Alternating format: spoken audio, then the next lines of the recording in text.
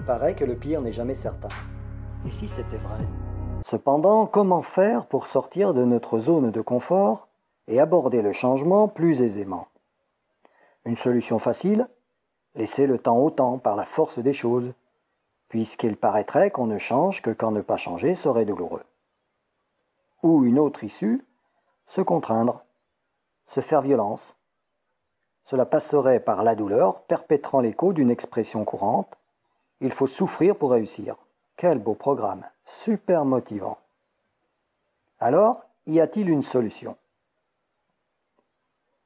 Des citations nous enseignent. Cela ne sert à rien de monter rapidement à une échelle si elle n'est pas placée sur le bon mur.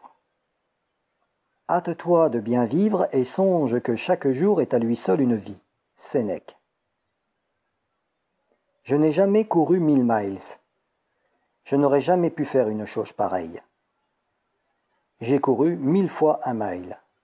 Stu Mittleman. En nous appuyant sur ces préceptes, nous pouvons aborder les choses comme pour gravir une montagne. Si le but à atteindre est le sommet, il semble assuré que gagner la cime apporte une réelle satisfaction. Encore faut-il se garantir le succès du retour pour un grand accomplissement.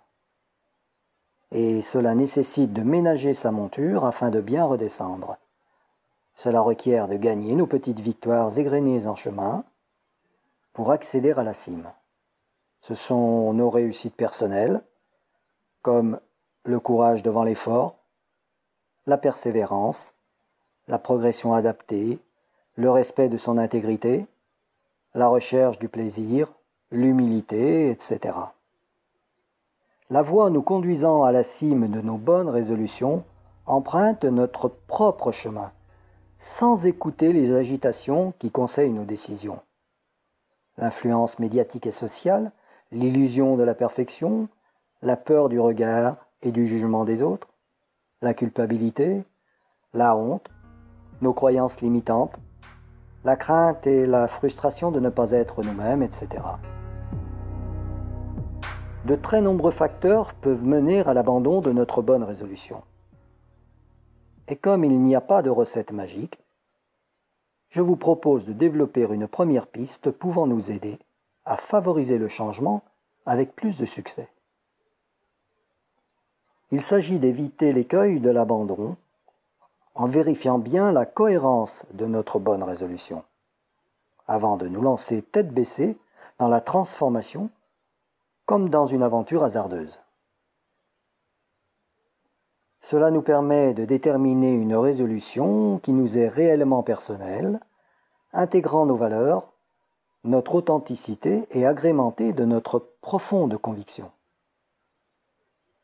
Nous n'avons pas toujours conscience de ce point essentiel à prendre en considération pour nous garantir d'emprunter la bonne route, ce qui constitue fréquemment une des causes de l'échec. Allégé de ce risque, le chemin qui s'ouvre devant nous s'en trouve plus assuré. Ensuite, sachant que le temps ne respecte pas toujours ce qui se fait sans lui, il est précieux d'entamer le parcours du changement en se hâtant lentement par la technique des tout petits pas, et surtout de concilier une progressivité ajustée à notre rythme avec la recherche de plaisir procuré pour composer les meilleures conditions de triompher. Alors comment réussir nos bonnes résolutions? Albert Einstein nous dit « Des moyens parfaits et des buts confus semblent être notre plus grand problème. » Comment éviter les buts confus et vérifier la cohérence de nos bonnes résolutions? Voici un petit questionnement qui peut nous aider à mettre en place des résolutions réellement personnelles et plutôt motivantes. Je vous invite à vous poser ces simples interrogations en face de chaque résolution que vous voulez adopter. Vous pouvez le réaliser tranquillement à votre cadence, dans une réflexion la plus sincère envers vous-même, et en revenant dessus pour que les réponses vous soient les plus justes possibles. Cette manœuvre fait déjà partie du cheminement pour atteindre votre montagne.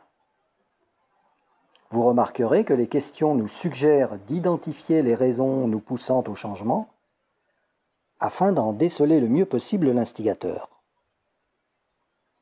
Cet exercice peut révéler de belles surprises, pointant du doigt nos sources de motivation, en dévoilant tous les acteurs d'influence. Ceci permet souvent d'éviter les voies sans issue en clarifiant ce qui est réellement important pour nous-mêmes, afin de choisir sereinement nos bonnes résolutions, celles qui nous appartiennent vraiment et qui font sens pour nous. Voici le petit modèle que je vous propose. Il s'agit d'un développement de base que vous pourrez adapter et agrémenter à votre convenance. Vous avez une bonne résolution que vous pouvez soumettre à ces questions. Quel est l'objectif souhaité? Quelles sont les raisons qui me motivent à atteindre ce but? Est-ce vital pour moi? Qui je m'imagine être avec cette bonne résolution? À la réponse à cette question, posez-vous ces interrogations.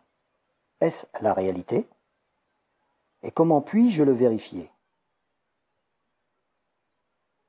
Comment je m'imagine être sans cette bonne résolution? À la réponse à cette question, posez-vous ces interrogations. Est-ce la réalité? Et comment puis-je le vérifier? Est-ce réellement moi qui décide de cet objectif? Cela m'appartient-il? Qu'est-ce qui pourrait m'influencer? Par exemple, le regard des autres, les médias, la famille, les amis, etc. Et si je ne tiens pas compte de l'influence éventuelle, est-ce que cet objectif me motive vraiment? Dans quelle mesure? Qu'est-ce que cela m'apportera d'atteindre cet objectif? En quoi est-ce important pour moi? Si je ne réalise pas ce but, que se passera-t-il? J'imagine que j'ai réussi, que j'ai atteint mon but. Qu'est-ce que cela me permettra de réaliser? Qu'est-ce que je peux mettre en place pour échouer dans ma résolution? Ce modèle que vous pouvez parcourir tranquillement à votre rythme vous permet de mettre en lumière ce qui est le plus important pour vous-même. Vous l'aurez compris, l'idée dans ce questionnement est de déceler la pertinence de la résolution afin de s'assurer au mieux de l'intérêt réel qu'elle représente pour nous-mêmes. Car, et selon l'adage, point n'est devant favorable pour qui ne sait où il va. Lorsqu'une bonne résolution instaurée plus ou moins par influence ne correspond pas à nos valeurs profondes, elle ne tient pas longtemps le cap, et ainsi, perdant de son sens, rencontre une démotivation. Bien sûr, tout n'est pas aussi simple que cela. D'autres éléments vont conditionner la réussite d'une bonne résolution, comme ceux déjà cités précédemment. C'est la raison pour laquelle partir sur la base d'une résolution très riche de sens pour nous-mêmes constitue l'ingrédient élémentaire vecteur de la réussite. De ce fait, en parcourant le modèle posément à votre manière, prenez le temps de laisser venir les réponses, celles qui vous sont les plus authentiques. Au cours du processus, il est possible que d'autres interrogations s'invitent naturellement, comme pour éveiller la conscience. Profitez de ce moment privilégié avec vous-même pour découvrir vos propres solutions et ressources. Ne retenez que ce qui vous convient et vous est agréable.